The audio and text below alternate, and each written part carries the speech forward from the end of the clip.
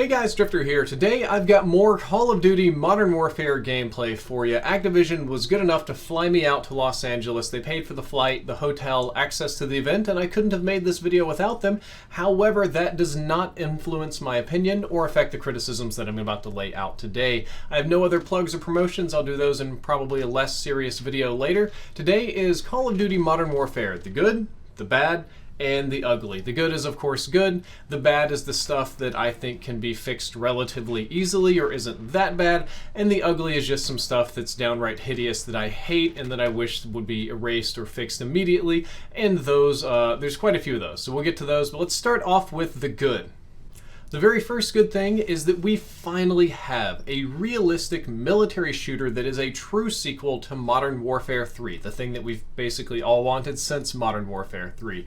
No more jetpacks, no more lasers, no more robots, teleporters, cybernetics, or any of that other kind of nonsense. Call of Duty has finally returned to what originally made it great. In some ways you can say we're making COD great again.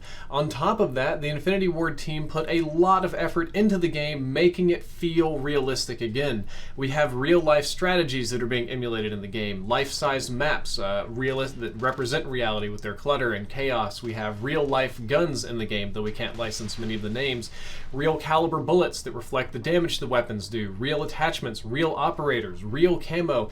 The realism, the milsim, the sort of military fantasy appeal that originally made COD successful is finally coming back, and I'm 100% on board with that. On that same note, the weapons are hyper-realistic in the way that they look, feel, shoot, and just overall perform, and I would know because I've fired a lot of them. I can't say that I'm a military expert or that I've fired and tested every single gun with all the attachments in this game, but I've fired probably the majority of these weapons, and they are closer to how they feel than almost any other game that I can think of that I've played. Actually, probably number one. Arma has really good ballistics and performances, but it doesn't have quite the same feel of real life. They used actual real life physics for the bullets' projectiles, their speed, their range, how much they drop, how much, kinetic energy they're going to have at a distance, and even real life attachment modification values for almost every weapon, so it has a really core, nice feeling milsim thing going on for it. The sound for the guns is good. The gunsmith allows for a literally never before seen amount of customization that doesn't require you to use all of your creative class points to trick your gun out.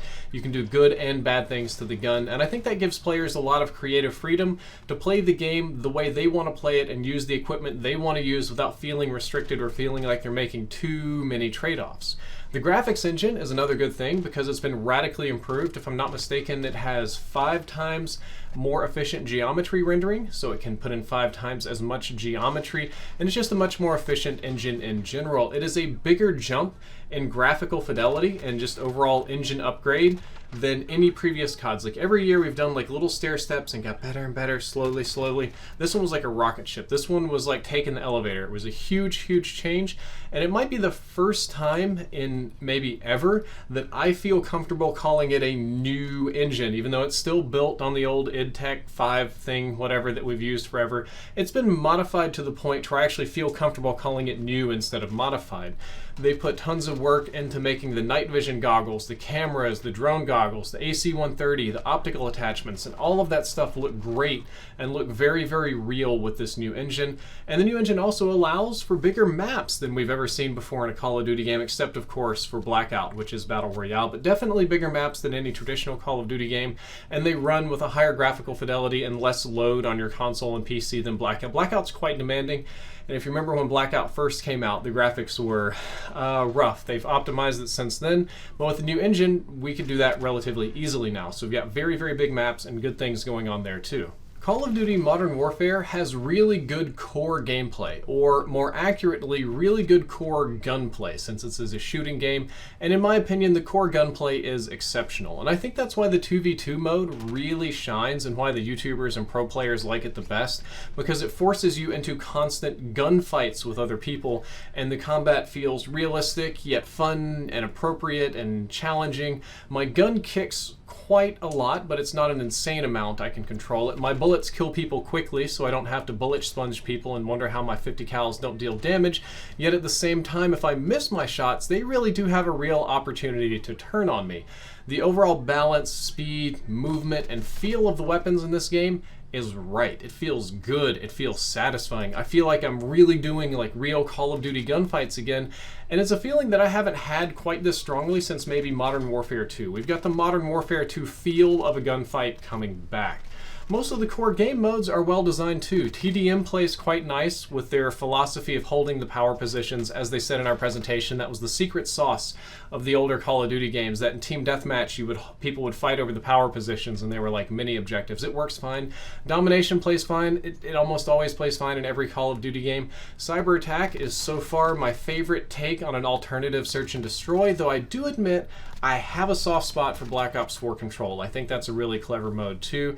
The realism and night modes were definitely unique for any COD game, or in games in general. I've never seen anything like that. I can't decide if I love it or hate it because I've had very different experiences there, but I definitely don't hate that they're trying. They're doing something new and innovative for the first time in a while. Headquarters is back. It plays good in 10v10, and we have 20v20 already in the game. Apparently 100 plus is coming eventually.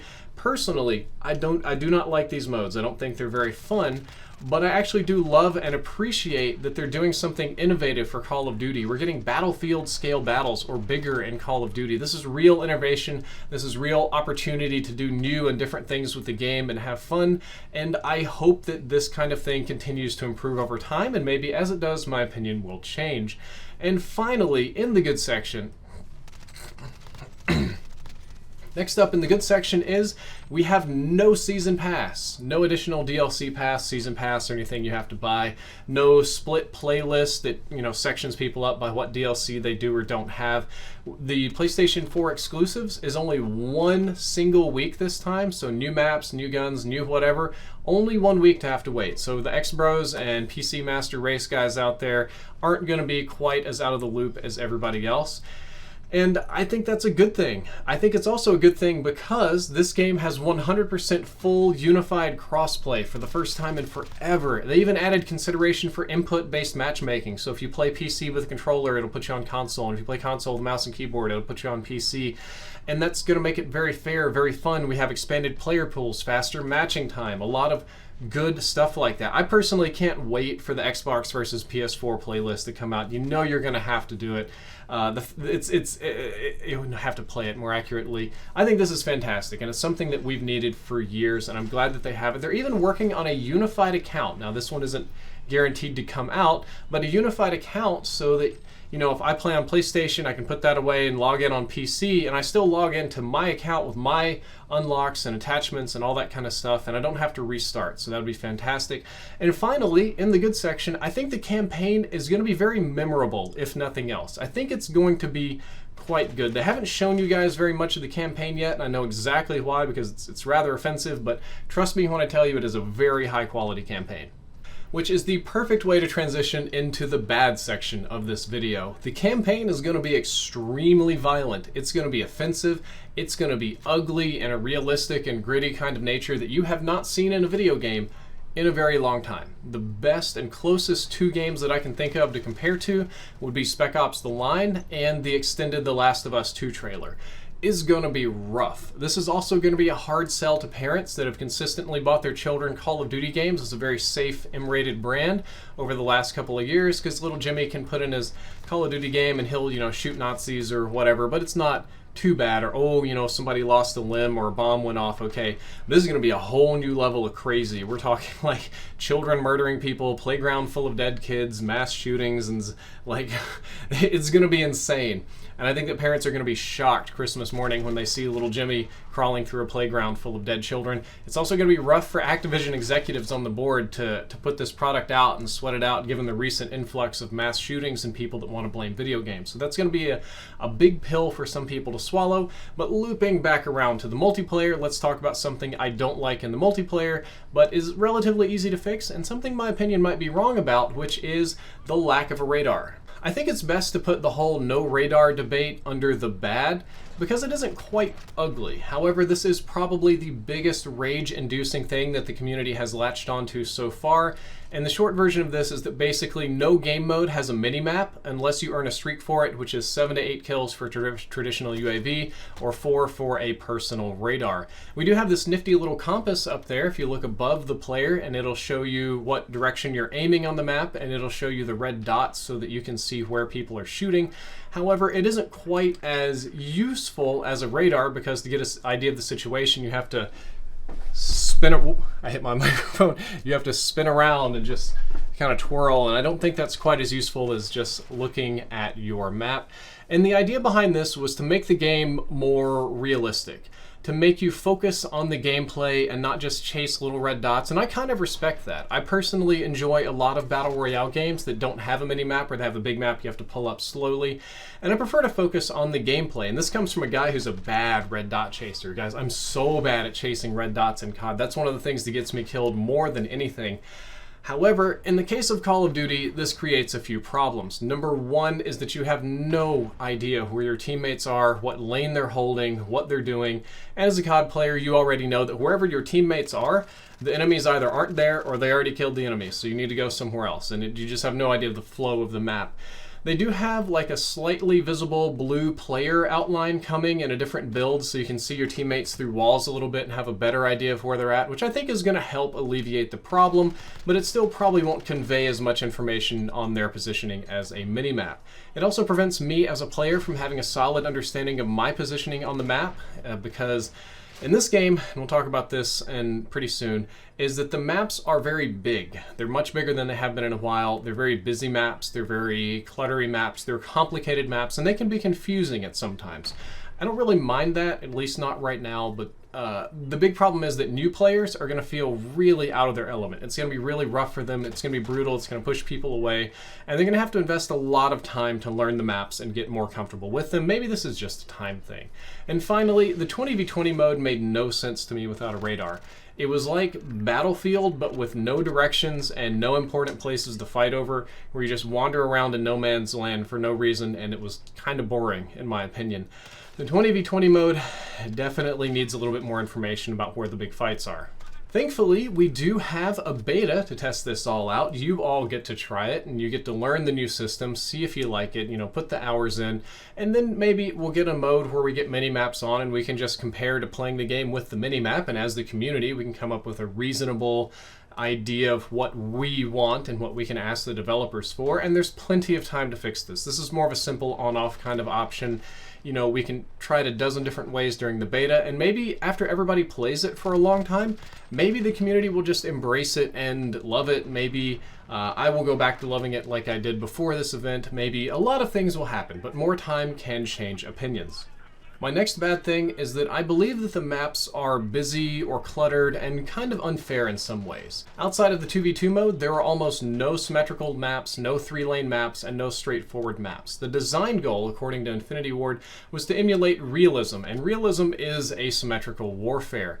What they want to do is force players to fight over power positions, over elevation and key points on the map, and to be more careful with how they navigate the map instead of just rushing in blindly, because there's a lot of corners and a lot of stuff to hide in. And the downside of this is that maps end up having a lot of little fortresses that an individual player can hold very effectively with very big power positions on windows and stairs. Just one guy can hold it great. Or a lot of dark corners to hide in. For those good old dark corner McDougal corner campers, they're going to have a fun time. And I can appreciate that aspect of realism, having played more Battle Royale games and, venturing outside of Call of Duty. It doesn't bother me that my maps aren't like water slides, you just go down one path. But it's a little bit too much in my opinion. It's a little bit too cluttery, so maybe we can reduce that and clean it up just a little bit before the game comes out. I think that could be improved. The final thing in the bad is the kill streaks. And I do mean kill streaks because that's all there is in Call of Duty Modern Warfare. I do like that we have kill streaks returning with no support streak nonsense, no anything kind of like that, no specialist strike package, just literally kill streaks, which is nice. And I also have enjoyed point streaks, but a change in returning to simplicity of the old thing is quite nice as well. There's nothing quite like 1 point is 1 kill, and I think the kill streaks are very well designed too. We have some classic ones, we have some new ones, they're generally powerful, we don't have any garbage ones like Black Ops 4. They feel like they have the right, power verticals to be fun, and it's probably more balanced that you need a perk to chain your kill streaks, otherwise it's all gun streaks. The downside to this is that it doesn't encourage objective play at all and sends us way too far backwards in time. The best analogy I can make on this would be like the family values Republicans that go on and on and on and on about the good old days and when America was great. And generally what they're talking about is like World War II and shortly after and into the 50s before Cultural Revolution stepped in. And these people would say, I wish I could go back, I wish I could go back. And you just put them in a time machine and send them straight back to the 1600s to live with the Puritans, and they would hate it. They're just alienating, restrictive, conservative, they drive them crazy. But that's kind of what we've done with Call of Duty. We got a little tired of score streaks and just point farming and stuff like that, and they're like, do you know what? Let's send them back to 2005. No, that's too far, because nobody plays objectives. Players are rewarded by camping a building and trying to rack up big streaks, not doing anything revolving around an objective. And I think this slows the game down drastically, and it kind of makes it a little bit more annoying to play. My solution to this one is a very simple one. Scrap the kill streaks and return to Modern Warfare 3 or Call of Duty Ghost style point streaks. You capture a flag, plant a bomb, defuse a bomb, do some kind of objective-like thing, you get 1 point toward your streaks. Very easy. It encourages people to do the objectives. It's worth making a little risk for it. And I think it's a very minimal solution to the problem. Developers could also include adding 1 point for 2 to 4 assists, or maybe 1 point if you personally shoot down one of the bigger streaks like a chopper gunner or AC-130 or something like that. But you don't want to add too many points because then people are just going to earn streaks like mad and it's going to get spammy. I personally think just adding 1 point for capturing an objective or doing an objective thing is the way to go, because that will rebalance the whole game and encourage objective play in the appropriate amount. I've got 2 minor gripes at the end here. I know I said that was the final one, but I got 2 minor in the bad. Number 1 is I'm not the biggest fan of the black and white screen when you're weak. When you get shot in this game, your screen literally goes full black and white, and you've got blood and a vignette, and it's a little bit too obstructive, and it kind of pulls me out of the game a little bit too much. I find it annoying. Maybe let's do like a half color loss gradient grayscale instead. I could probably go down to 25% color, just something, but the full black and white's a little extreme. And in the build we play, the shadow draw distance needs improving. A lot of you have pointed this out to me, and I noticed when I was playing that shadows load about 20 meters away, so shadows at a distance don't exist, and then they just kind of pop in, which can be confusing. But that's sort of an alpha build optimization thing, and I'm sure that they're going to fix that in no time flat. And now finally we are at the ugly. These are the things that I strongly dislike about the game that can be deal breakers and are the utmost importance for Infinity Ward to fix and or change. And in this list, the first ugly thing is the sound design. And that makes me feel a little bad because I think I've met the sound designer like 14 times at different events, and I know he's probably going to see this video and get his feelings hurt, but honest to God, the sound design is rough, which is a shame, because they did a fantastic job at creating very, and I do mean very, realistic gun sounds, better than any shooter I've ever played. If you want milsim level audio, this is the game for you. Guns sound different indoors, outdoors, echoing on a range. Echoes are real time according to real life physics. Bullet casings hit the ground and on different objects and ping. There were a couple of times where I stepped on clutter, trash. I think I stepped on a toolbox in one map and it made the appropriate noise. And it was a very good and realistic sounding game. The problem with this is that the realism doesn't translate to core good gameplay very well, because the guns are so freakishly loud that when you shoot them, the footsteps are very hard to hear. Doors are super loud though, which is kind of crazy. But if you're shooting your gun at enemies, and especially if you're shooting it indoors, an elephant could sneak up behind you. I mean, that's realistic. For those of you that shot at indoor ranges, you know how loud it can be. That's why you literally have to wear ear protection. But you're just completely deafened. And yes, this is like real life. Real life guns are super duper loud. We get that, but it doesn't fit the Call of Duty gameplay model of being able to hear footsteps. And also, the gun is extremely loud. Once you shoot it, you'll give away your position. Don't worry, I got a silencer. I don't think that's gonna do any— Shut up, noob! Now, here I go. But what if you miss? I won't. Isn't that a quote from Halo? Durga? Oh, fuck, I missed! What? I can't hear you! The gun was too loud, like I said it would be! And it hit a point of frustration where a lot of YouTubers, myself included for a few rounds, started using suppressors on our weapons, not because we wanted to stay off the radar or we wanted different ballistics or whatever, but just so that I could actually hear footsteps in my surroundings, because the other choice is to just not shoot and not do anything and lay perfectly still in sound horror and hope that none of your teammates are shooting near you or you're just going to go deaf. And I think that this is something that needs to be done and needs to be worked on to restore some semblance of sanity to the audio in the game. My personal favorite solution would be just a reduction in gunshot audio across the board, overall loudness, or maybe an increase in footstep audio, or just a general rebalancing, because it's rough. And I know that I'm the guy who's terrible at sound whoring, and I have sensitive ears, and I play with my Astros on like 20% volume or whatever, but I promise you it wasn't just me saying this. I talked to lots of other YouTubers. They all agreed. I've seen it in videos and other places. The audio needs a little work because you can't hear the footsteps over anything else. Next up is, I think that motion blur is a terrible idea and it should be turned off by default. When I play a game that has motion blur on, I can instantly see it, and I hate it, hate it, hate it, like the classic sci-fi novel, I have no mouth, but I must scream level hate it. It's so frustrating. It makes everything blurry, hard to see, uglier, and it also messes up my thumbnails, because I'm a greedy YouTuber and everything revolves around YouTube, right?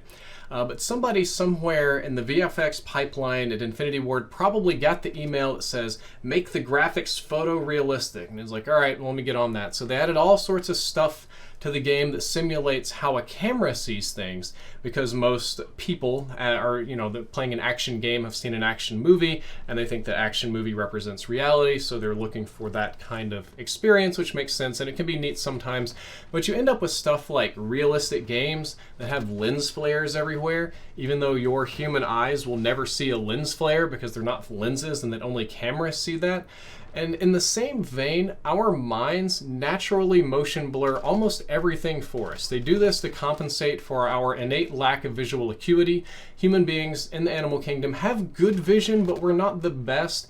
What we are quite good at is processing what we see, and our brains do add blur to kind of compensate for various things.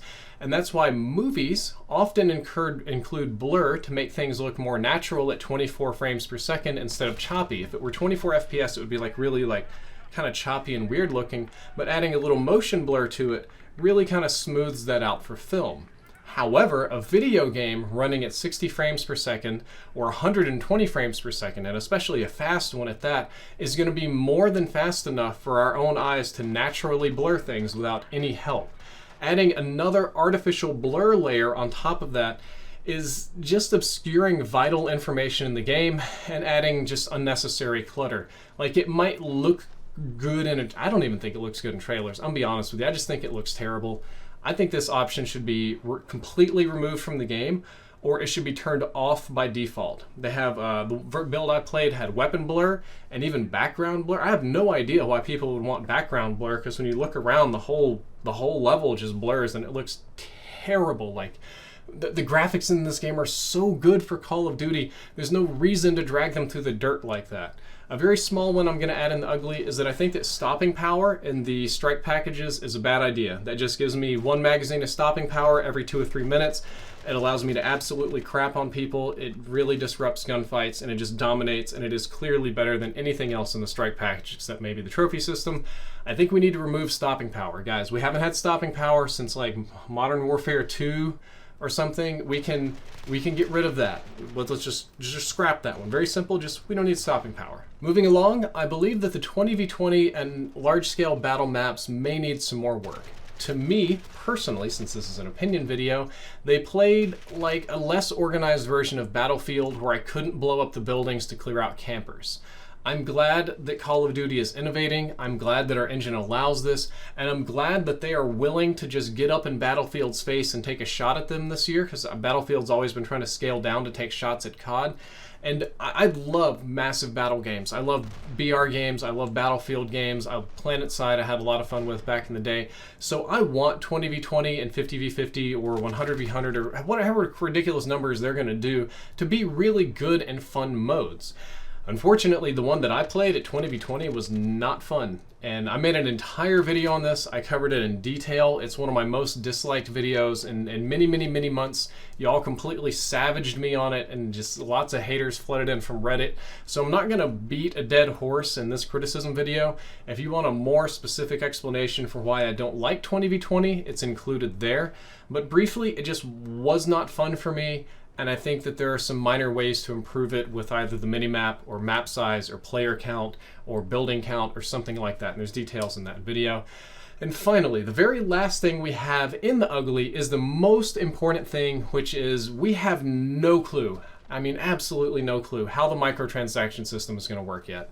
I do know that all of the people at Infinity Ward, and even honestly all of the Activision people that I've talked to, understand the market. They understand how free-to-play is changing things. They understand how easy access games are changing things and battle passes, and most of them understand that we need an improved microtransaction system.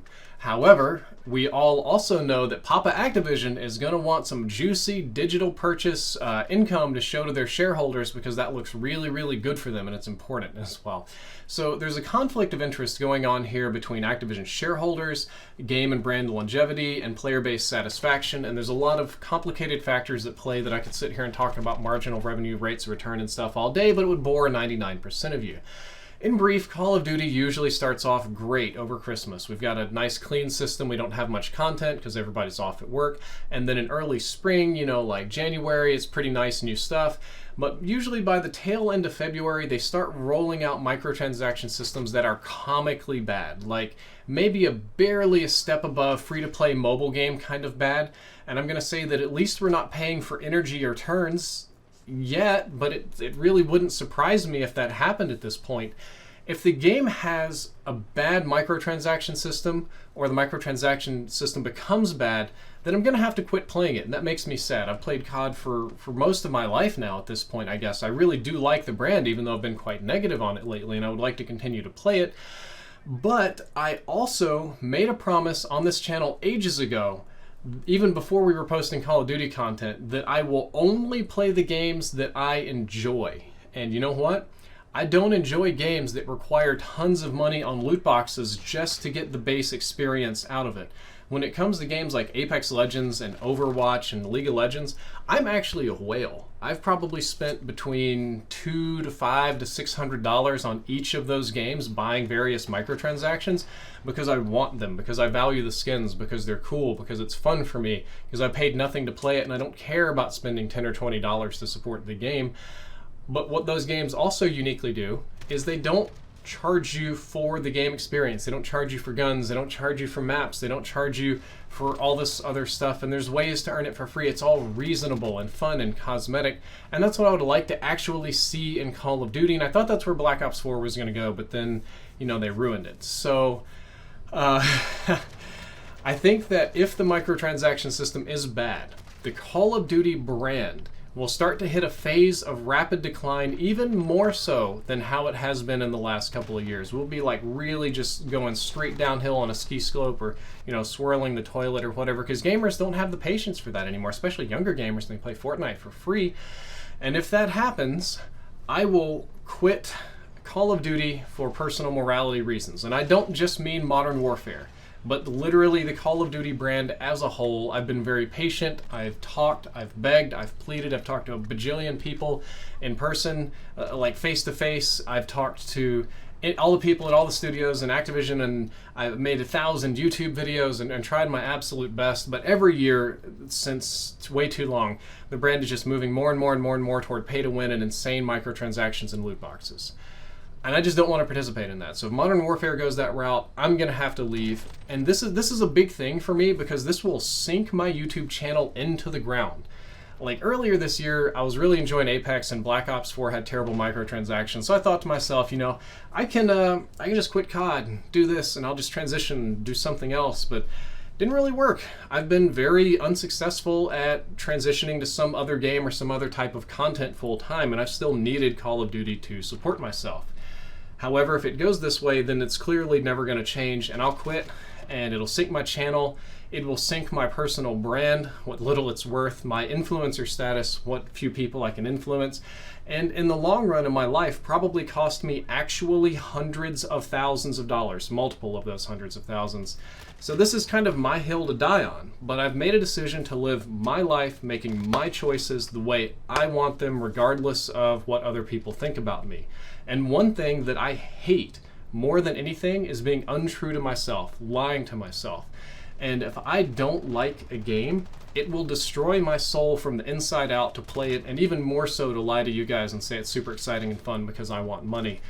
So in a couple of months, depending on how it goes, this might be the moment that I vanish into relative obscurity or start to fade away. The YouTube career winds down and ends, but I just can't do this ridiculous microtransaction thing in Call of Duty anymore. It makes me feel bad as a person to participate in it. So I want a good system next year.